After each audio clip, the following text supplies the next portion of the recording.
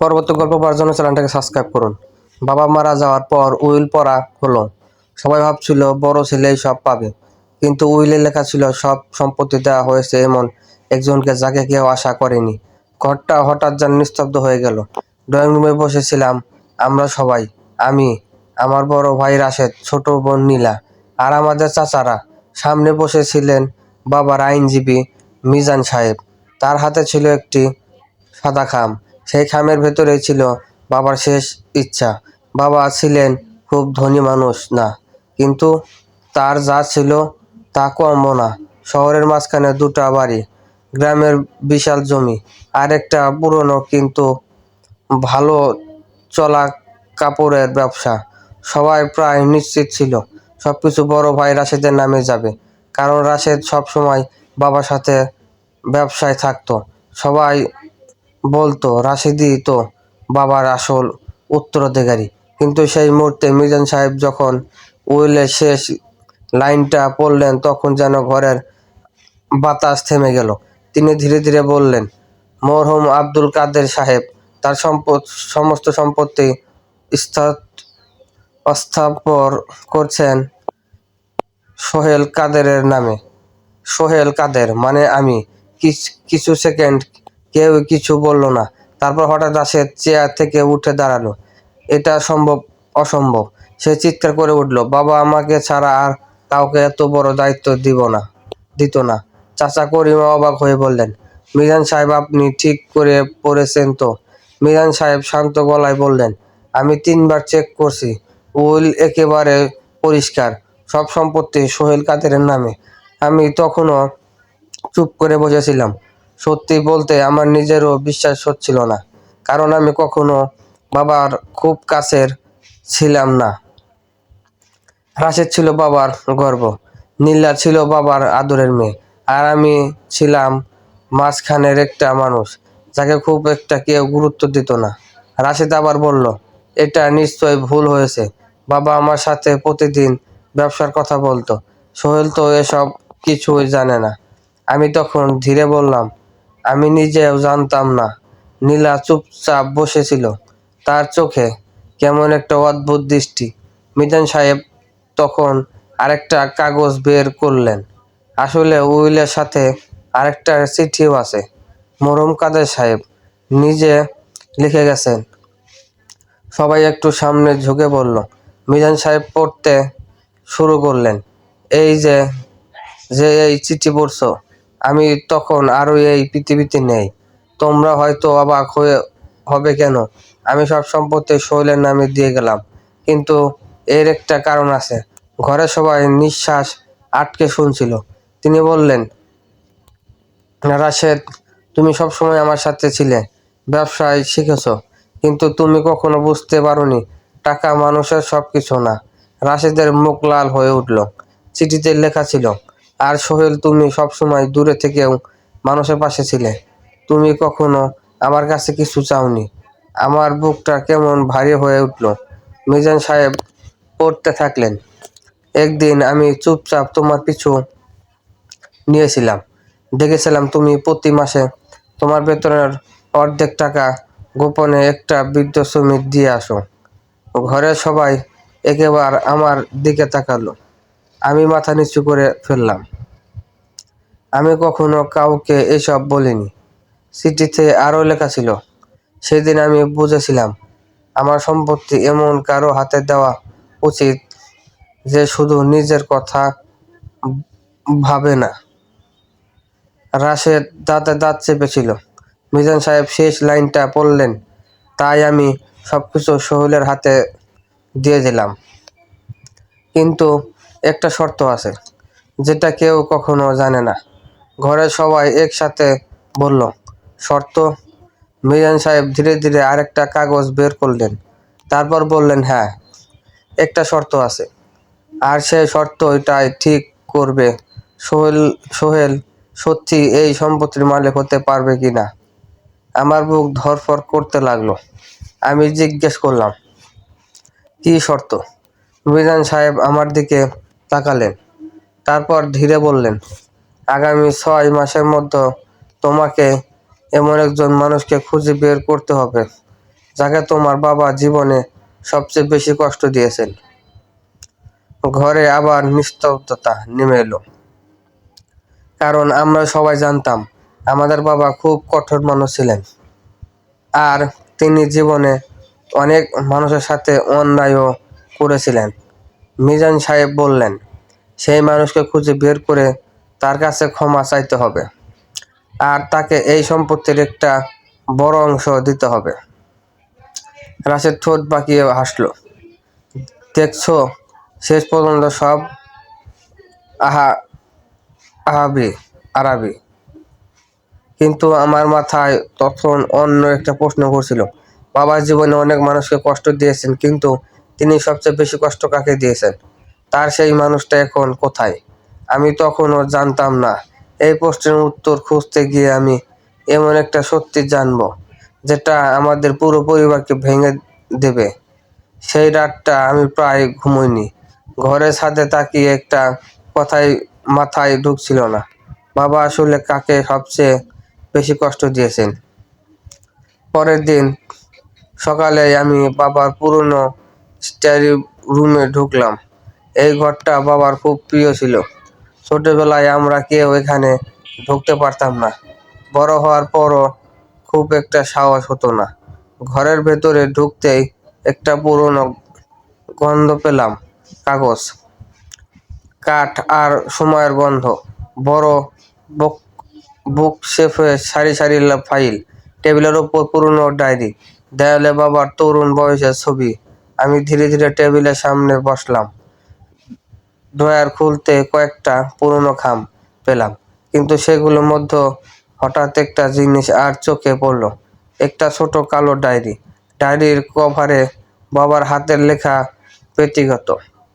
আমার বুক ধক করে উঠল। আমি ধীরে ডায়েরিটা খুললাম। প্রথম কয়েকটা পৃষ্ঠায় ব্যবসার হিসাব ছিল, কিছু জায়গায় মানুষের নাম, কিছু ফোন নাম্বার। কিন্তু প্রায় মাঝামাঝি গিয়ে একটা পাতায় এসে আমার হাত থেমে গেল। সেখানে শুধু একটা নাম লেখা, মাহিরা। তার নিচে বাবার হাতের লেখা, আমি জীবনে অনেক ভুল করেছি, কিন্তু মাহিরার সাথে যা করেছি সেটা আমার সবচেয়ে বড় পাপ। আমার বুকের ভেতর কেমন যেন চাপা ধাক্কা লাগলো। মাহিরা, এই নামটা আমি জীবনে কখনো শুনিনি। আমি আরো পড়তে লাগলাম। আমি তাকে ভালোবাসতাম, কিন্তু সমাজের ভয়, পরিবারের চাপ, সবকিছুর জন্য আমি তাকে ছেড়ে দিয়েছিলাম। আমার হাত কাঁপতে লাগলো। এর মানে কি বাবার জীবনে আরেকজন ছিল? ডায়েরিতে আরো লেখা ছিল, সেদিন যখন সে আমাকে বলেছিল সে মা হতে চলেছে, আমি তাকে বিশ্বাস করিনি। আমি তাকে অপমান করে বের করে দিয়েছিলাম। তারপর তার কাছ থেকে তার সব থেকে প্রিয় একটা জিনিস নিয়ে এসেছিলাম আমি। আমার গলা শুকিয়ে গেল। বাবা এমন কাজ করতে পারেন? পাতার শেষে একটা ঠিকানা লেখা ছিল, সিলেটের একটা পুরনো এলাকার নাম। ঠিক তখনই দরজার বাহিরে একটা শব্দ এলো।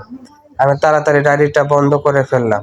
দেখি রাশেদ দরজায় দাঁড়িয়ে আছে। সে ঠান্ডা চোখে আমার দিকে তাকিয়ে বলল, কি খুঁজছো? আমি শান্ত গলায় বললাম, বাবার কিছু পুরনো কাগজ দেখছি। রাশেদ একটু হেসে বলল, তখনই খোঁজ করো, শেষ পর্যন্ত কিছুই পাবে না। তার চোখে একটা অদ্ভুত আত্মবিশ্বাস ছিল। আমি জিজ্ঞেস করলাম, তুমি এত নিশ্চিত কেন? সে একটু এগিয়ে এসে ধীরে বলল, কারণ আমি বাবাকে তোমার চেয়ে অনেক ভালো চিনতাম। কথাটা বলে সে ঘর থেকে বের হয়ে গেল। আমি বাবার ডায়েরিটার দিকে তাকালাম। মাথার ভিতর তখন একটাই প্রশ্ন, মাহিরা এখন কোথায়? আর যদি সত্যি বাবার একটা সন্তান থেকে থাকে, তাহলে 2 দিন পর আমি সেই ঠিকানায় গেলাম। সিলেট শহরের পুরনো একটা এলাকা, সরু গলি, ভাঙ্গা বাড়ি, ছোট দোকান। অনেক খোঁজাখুঁজির পর একটা ছোট টিনের ঘরের সামনে দাঁড়ালাম। দরজায় কড়া নাড়তেই ভেতর থেকে একটা মেয়ের কণ্ঠ এলো, কে? দরজা খুলতে আমি থমকে গেলাম। আমার সামনে দাঁড়িয়ে ছিল প্রায় 22-23 বছরের একটা মেয়ে। তার চোখ অবিকল রাশেদ ভাইয়ের মতো। মেয়েটা অবাক হয়ে বলল, আপনি কাকে খুঁজছেন? আমি কিছুক্ষণ চুপ করে রইলাম। তারপর ধীরে বললাম, এখানে কি মাহিরা নামে কেউ থাকেন? মেয়েটার বুকের ভাব সঙ্গে সঙ্গে বদলে গেল। সে একটু থেমে বলল, আপনি কে? আমি বললাম, আমি আব্দুল কাদেরের ছেলে। এই কথাটা বলার সাথে সাথে মেয়েটার চোখে আগুন জ্বলে উঠল। সে ঠান্ডা গলায় বলল, তাইলে আপনি সেই মানুষের ছেলে যে আমার মাকে ধ্বংস করে দিয়েছে? আমার বুকটা কেঁপে উঠল। আমি ধীরে বললাম, আপনার মা মাহিরা? মেয়েটা মাথা নেড়ে বলল, হ্যাঁ। কিন্তু আপনি দেরি করে ফেলেছেন। আমি অবাক হয়ে জিজ্ঞেস করলাম, মানে? মেয়েটার চোখ ভিজে উঠল। সে বলল, আমার মা 3 মাস আগে মারা গেছেন। আর মৃত্যুর আগ পর্যন্ত তিনি শুধু একটা কথাই বলতেন। আমার বুক ধড়ফড় করতে লাগলো। আমি জিজ্ঞেস করলাম, কি কথা? মেয়েটা আমার দিকে তাকিয়ে ধীরে বলল, তিনি বলতেন আব্দুল কাদের একদিন তার ভুল বুঝবে। আমি মাথা নিচু করে ফেললাম। কিন্তু ঠিক তখনই মেয়েটা এমন একটা কথা বলল যেটা শুনে আমার পুরো পৃথিবী কেঁপে উঠল। সে বলল, আর একটা কথা বলতেন। আমি তাকালাম। মেয়েটা ধীরে বলল, তিনি বলতেন তার একটা ছেলে আছে। আমার গলা শুকিয়ে গেল। আমি ফিসফিস করে বললাম, ছেলে? মেয়েটা মাথা নেড়ে বলল, হ্যাঁ, আমার বড় ভাই। আমি হতবাক হয়ে দাঁড়িয়ে রইলাম, কারণ আমাদের বাবা কখনো এই কথা বলেনি। আমি কাঁপা গলায় জিজ্ঞেস করলাম, সে এখন কোথায়? মেয়েটা কয়েক সেকেন্ড চুপ করে রইল। তারপর বলল, আপনি তাকে চেনেন? আমার বুকের ভেতর যেন নিষ্কাশন হলো। আমি বললাম, মানে? মেয়েটা ধীরে বলল, সে আপনার খুব কাছের মানুষ। আমি কিছু বলার আগেই সে সেটা নামটা বলল। আর সেই নামটা শুনে আমার মাথা ঘুরে গেল, কারণ সে বলল, আমার বড় ভাইয়ের নাম রাশেদ। আমি তখন বুঝতে পারলাম, বাবার লুকোনো সত্যটা শুধু আমাদের পরিবারকে না, পুরো জীবনটাকে উল্টে দিতে চেয়েছে। একটা ছোট টিনের ঘরের সামনে দাঁড়িয়ে থাকা মেয়েটা আমাকে বলেছিল আমার বড় ভাইয়ের নাম রাশেদ। আমি তখন কয়েক সেকেন্ড কিছুই বলতে পারিনি। মনে হচ্ছিল কেউ যেন আমার বুকের ভেতর থেকে বাতাস বের করে দিয়েছে। আমি ধীরে বললাম, তুমি কি নিশ্চিত? মেয়েটা শান্ত চোখে আমার দিকে তাকালো। আমি মিথ্যা বলার কোনো কারণ দেখি না। আমি বললাম, কিন্তু রাশেদ তো আমাদের সাথে বড় হয়েছে। সে তো আমার বড় ভাই। মেয়েটা মাথা নেড়ে বলল, হ্যাঁ, কারণ তোমাদের বাবা তাকে ছোটবেলায় নিয়ে গিয়েছিলেন। আমার মাথার ভেতর যেন একটা ঝড় বইতে লাগলো। আমি জিজ্ঞেস করলাম, মানে? মেয়েটা ধীরে ধীরে বলতে শুরু করলো, আমার মায়ের নাম ছিল মাহিরা। তিনি তোমাদের বাবাকে খুব ভালোবাসতেন। যখন মা গর্ভবতী ছিলেন তিনি ভেবেছিলেন তোমাদের বাবা তাকে বিয়ে করবেন। সে একটু থামলো। তার চোখে তখন জমে উঠেছে পুরনো কষ্ট। কিন্তু তোমাদের বাবা ভয় পেয়ে গেলেন, সমাজ, পরিবার, সবকিছুর ভয়। আমি চুপ করে শুনছিলাম। মেয়েটা বলল, মা একা একটা ছেলেকে জন্ম দেন। সেই ছেলে ছিল আমার বড় ভাই রাশেদ। আমার বুকটা ধক করে উঠল। কিন্তু তখন তোমাদের বাবা হঠাৎ ফিরে আসেন। তিনি বললেন ছেলেটাকে তিনি নিজের কাছে নিয়ে যাবেন, ভালোভাবে মানুষ করবেন। আমি ফিসফিস করে বললাম, তারপর? মেয়েটা তীক্ষ্ণ হাসলো। তারপর তিনি ছেলেটাকে নিয়ে গেলেন, কিন্তু আর কখনো ফিরে তাকালেন না। আমি যেন জমে গেলাম। মেয়েটা বলল, আমার মা অনেক বছর অপেক্ষা করেছেন। ভাবতেন একদিন হয়তো তিনি ফিরবেন, অথবা অন্তত ছেলেটাকে একবার দেখতে দেবেন। আমি ধীরে বললাম, তোমার মা কি জানতেন রাশেদ কোথায় আছে? মেয়েটা মাথা নাড়ল, না, শুধু জানতেন সে তার বাবার কাছে আছে। আমার মাথা নিচু হয়ে গেল। তাইলে রাশেদ আসলে আমাদের সবার আগে বাবার সন্তান। আর সে কখনো জানতই না তার আসল মা কে। মেয়েটা আবার বলল, আমি জন্মের অনেক পরে, তখন মা খুব অসহায় ছিলেন। আমার বাবা মানসিক ভারসাম্যহীন ছিল। আমার জন্মের কয়েক মাস পরে তিনি মারা যান। আমি জিজ্ঞেস করলাম, তোমার নাম কি? সে বলল, মারিয়া। আমি কিছুক্ষণ চুপ করে দাঁড়িয়ে রইলাম। তারপর বললাম, মারিয়া, আমি জানতাম না এসব কিছু। মারিয়া শান্ত গলায় বলল, আমি জানি। মা বলতেন, তোমাদের বাবার নতুন পরিবার হয়তো কিছুই জানে না। ঠিক তখনই আমার মাথায় একটা প্রশ্ন এলো। আমি বললাম, তাইলে তুমি কিভাবে জানলে রাশেদি তোমার ভাই? মারিয়া ঘরের ভেতর গিয়ে একটা পুরনো খাম নিয়ে এলো। খাম থেকে একটা ছবি বের করলো। ছবিটা দেখে আমার বুক কেঁপে উঠলো। ছবিতে তরুণ বয়সের বাবা দাঁড়িয়ে আছেন, আর তার কোলে একটা ছোট ছেলে। ছেলেটা অবিকল রাশেদের মতো। মারিয়া বলল, মা সবসময় এই ছবিটা লুকিয়ে রাখতেন। আমি ছবিটার দিকে তাকিয়ে রইলাম। হঠাৎ মনে পড়লো, আমাদের বাড়িতে একটা একই রকম ছবি আছে, কিন্তু সেখানে শুধু বাবাকে দেখা যায়, ছেলেটাকে কেটে ফেলা হয়েছে। আমার বুকটা ভারী হয়ে উঠলো। আমি ধীরে বললাম, রাশিদ কি এসব কিছু জানে? মারিয়া মাথা নাড়ল। না, মা কখনো তার কাছে যেতে চায়নি। তিনি বলতেন, যে মানুষ তাকে ছিনিয়ে নিয়েছেন তার জীবনে আবার ঝড় তুলতে চান না। আমি গভীর শ্বাস নিলাম। এখন আমার সামনে দুইটা সত্য দাঁড়িয়ে আছে। একটা, বাবা তার জীবনের সবচেয়ে বড় অন্যায় করেছিলেন মাহিরার সাথে। তুই রাশেদ সেই অন্যায়ের সবচেয়ে বড় সাক্ষী, অথচ সে কিছুই জানে না। ঠিক তখন মারিয়া বলল, আপনি কেন এসব জানতে এসেছেন? আমি কিছুক্ষণ চুপ করে রইলাম। তারপর বললাম, কারণ বাবার উইলে একটা শর্ত আছে। আমি সবকিছু খুলে বললাম। মারিয়া অনেকক্ষণ চুপ করে থাকলো। তারপর ধীরে বলল, তাইলে আপনি কি আমার মায়ের কাছে ক্ষমা চাইতে এসেছেন? আমার গলা ভারী হয়ে গেল।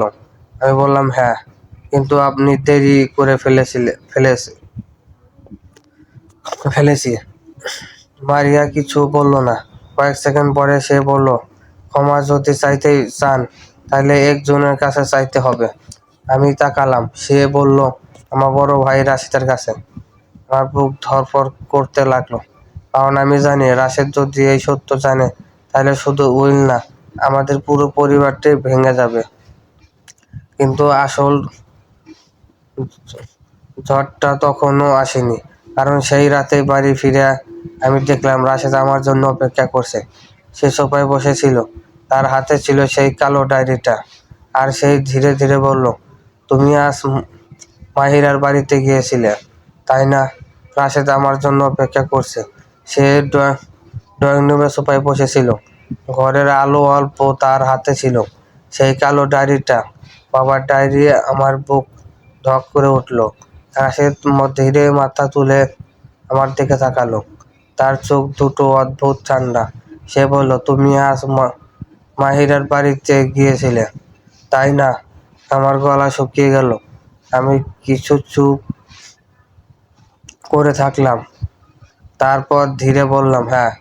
রাশেদ কয়েক সেকেন্ড আমার দিকে তাকিয়ে রইল। তারপর সে হালকা হাসলো। আমি জানতাম। আমি অবাক হয়ে বললাম, তুমি জানতেও? সেই ডায়েরিটা টেবিলে রাখলো। হ্যাঁ, অনেক দিন ধরে জানি। আমার মনে হলো কেউ যেন আমার মাথায় আঘাত করলো। আমি বললাম, তুমি সব জানো? রাশেদ উঠে দাঁড়ালো। ধীরে ধীরে জানালার কাছে গিয়ে দাঁড়ালো। বাইরে রাতের অন্ধকার। সে শান্ত গলায় বলল, আমি যখন 16 বছর বয়সী তখন একদিন এই ডায়েরিটা খুঁজে পাই। আমার বুক ধড়ফড় করে লাগলো। রাশেদ বলল, প্রথমে বিশ্বাস করতে পারিনি। মনে হয়েছিল হয়তো সেটা বাবার কোনো পুরনো গল্প। সে একটু থামলো, তারপর বলল, কিন্তু পরে আমি সত্যি খুঁজতে বের হই। আমি ধীরে জিজ্ঞেস করলাম, তুমি কি মাহিরার সাথে দেখা করেছিলে? রাশেদ মাথা নাড়ল। হ্যাঁ। আমার শরীর কেঁপে উঠল। কখন? রাশেদ ধীরে বলল, প্রায় 5 বছর আগে। ঘরটা আবার নিস্তব্ধ হয়ে গেল। আমি অবাক হয়ে বললাম, তাইলে তুমি এতদিন কিছু বলনি কেন? রাশেদ তীব্রভাবে হেসে উঠল। বললে কি হতো? সে আমার দিকে তাকালো। এই পরিবার কি সত্যিটা মেনে নিত? আমি চুপ করে রইলাম। রাশেদ আবার বলল, মা কি মেনে নিতেন যে আমি তার আসল ছেলে না? তার গলায় কষ্ট স্পষ্ট ছিল। আমি ধীরে বললাম, মাহিরা মানে তোমার মা? তিনি 3 মাস আগে মারা গেছেন। রাশেদের মুখ শক্ত হয়ে গেল, কিন্তু সে কিছু বলল না। কয়েক সেকেন্ড পরে সে ধীরে বলল, আমি জানি। আমি আবার অবাক হলাম। তুমি জানো? সে মাথা নেড়ে বলল, আমি তার জানাজায় গিয়েছিলাম। আমার গলা আটকে গেল। তুমি একা গিয়েছিলে? রাশেদ বলল, হ্যাঁ, দূর থেকে দাঁড়িয়েছিলাম। সে ধীরে সোফায় বসে পড়ল। তার চোখে তখন গভীর ক্লান্তি। আমি জীবনে 2টা মাকে হারিয়েছি, সোহেল। আমি চুপ করে শুনছিলাম। রাশেদ বলল, একজন আমাকে জন্ম দিয়েছেন, কিন্তু আমাকে হারিয়েছেন। সে থামলো। আর একজন আমাকে বড় করেছেন, কিন্তু তাকেও হারিয়ে ফেলেছি। ঘরটা ভারী হয়ে উঠল। ঠিক তখন আমি একটা কথা বললাম, মারিয়ার সাথে আমার দেখা হয়েছে। রাশেদ মাথা তুলল। সে কেমন আছে? আমি বললাম, খুব কষ্টে বড় হয়েছে। রাশেদ চোখ বন্ধ করলো, কিছুক্ষণ চুপ করে বলল, আমি তাকে দূর থেকে কয়েকবার দেখেছি, কিন্তু কখনো সামনে যায়নি। আমি অবাক হয়ে বললাম, কেন? রাশেদ ধীরে বলল, কারণ আমি জানতাম আমার উপস্থিতি তার জীবনে আবার ঝড় তুলবে। তারপর সে হঠাৎ আমার দিকে তাকালো, কিন্তু একটা জিনিস আমি বুঝতে পারলাম না। আমি বললাম, কি? রাশেদ বলল, বাবা কেন সব সম্পত্তি তোমার নামে দিয়ে গেল? আমি কিছু চুপ করে রইলাম। তারপর বললাম, কারণ তিনি চেয়েছিলেন আমি তার সবচেয়ে বড় ভুলটা ঠিক করি। রাশেদ তীক্ষ্ণভাবে হাসলো। খুব দেরি হয়ে গেছে। আমি বললাম, না, পুরোপুরি না। সে কুঁচকে তাকালো। আমি বললাম, উইলের শর্ত অনুযায়ী বাবার যে মানুষটাকে সবচেয়ে বেশি কষ্ট দিয়েছেন তাকে সম্পত্তি একটা বড় অংশ দিতে হবে। রাশেদ ধীরে বলল, তাইলে? আমি তার চোখের দিকে তাকিয়ে বললাম, তাইলে সেই মানুষটা তুমি? ঘরটা আবার নিস্তব্ধ হয়ে গেল। রাশেদ অনেক সেকেন্ড কিছু বলল না। তারপর ধীরে মাথা নাড়ল, না, সোহেল। আমি অবাক হয়ে বললাম, কেন? রাশেদ শান্ত গলায় বলল, কারণ বাবার সবচেয়ে বড় অন্যায় আমার সাথে হয়নি। আমি থমকে গেলাম। তাইলে কার সাথে? রাশেদ ধীরে বলল, মারিয়ার সাথে। আমার বুক ধক করে উঠল। রাশেদ বলল, আমি অন্তত ভালো পরিবার বড় হয়েছি, শিক্ষা পেয়েছি, সম্মান পেয়েছি। সে গভীর শ্বাস নিল। কিন্তু মারিয়া, সে কিছুই পায়নি। আমি চুপ করে রইলাম। সেই মানুষটার আর বেঁচে নেই। তিনি বলেছিলেন মাহিরা। তাই এখন আমাদের সামনে ছিল শুধু একজন মানুষ, মাহিরার মেয়ে মারিয়া। সে বাবার মেয়ে না, কিন্তু বাবার ভুলের বোঝা তার জীবনে এসে পড়েছিল।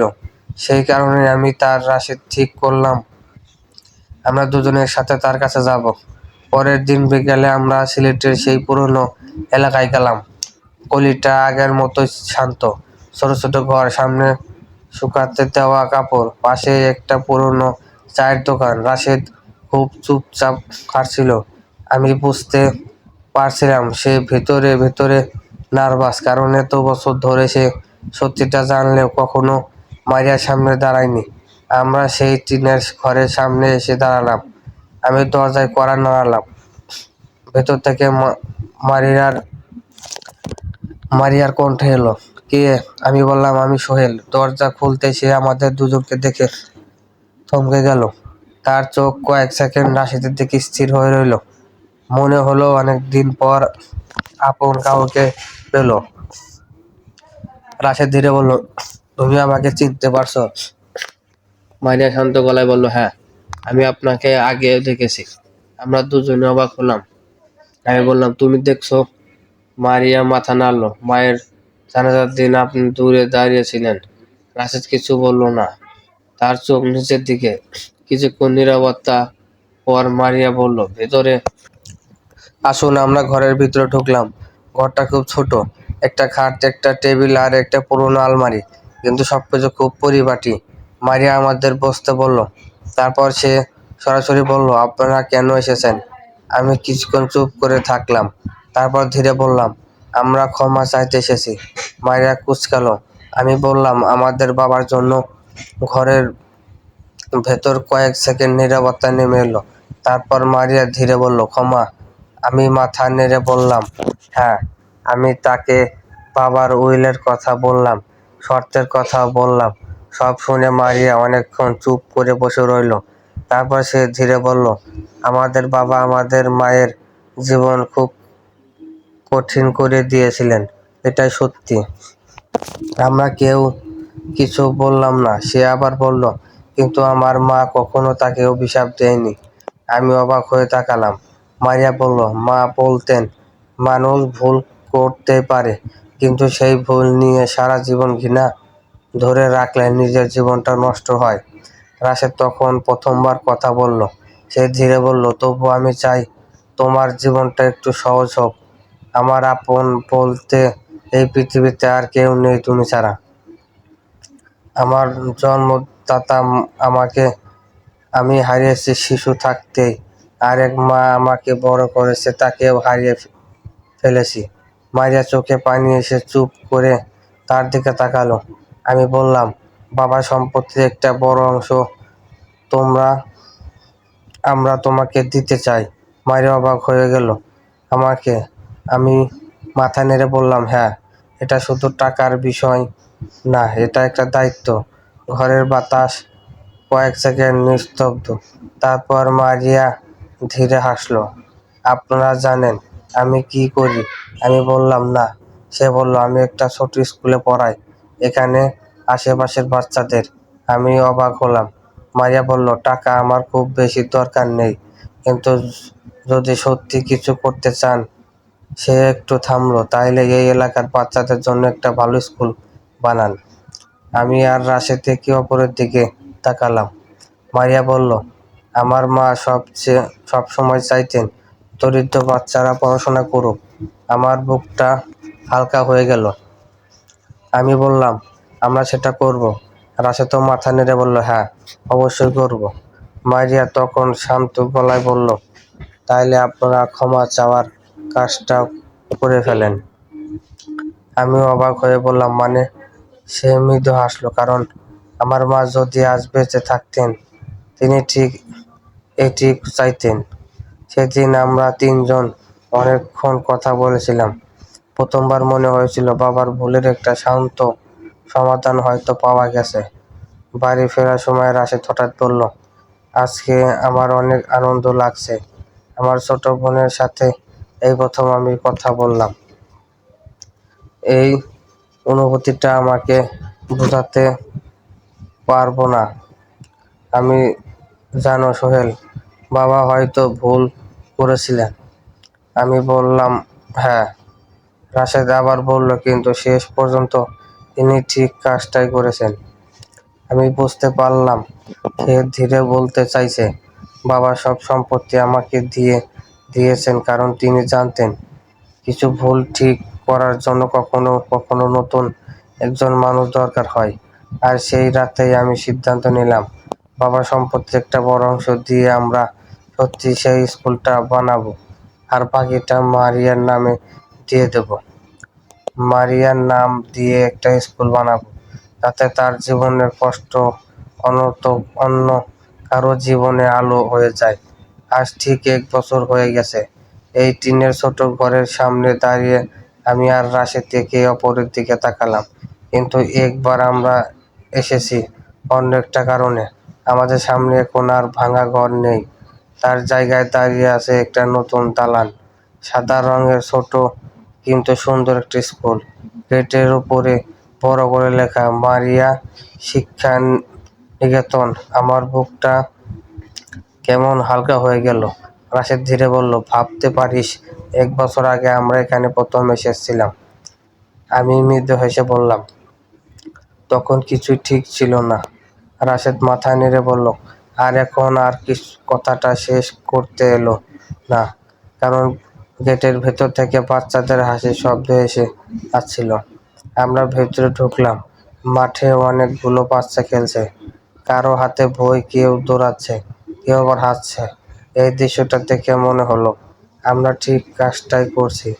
ঠিক তখনই মারিয়া আমাদের দিকে এগিয়ে এলো। সে আগের চেয়ে অনেক বদলে গেছে। তার মুখে এখন একটা শান্ত আত্মবিশ্বাস। সে হাসলো। আপনারা এসেছেন? রাশেদ বলল, এই আমি তোমার বড় ভাই।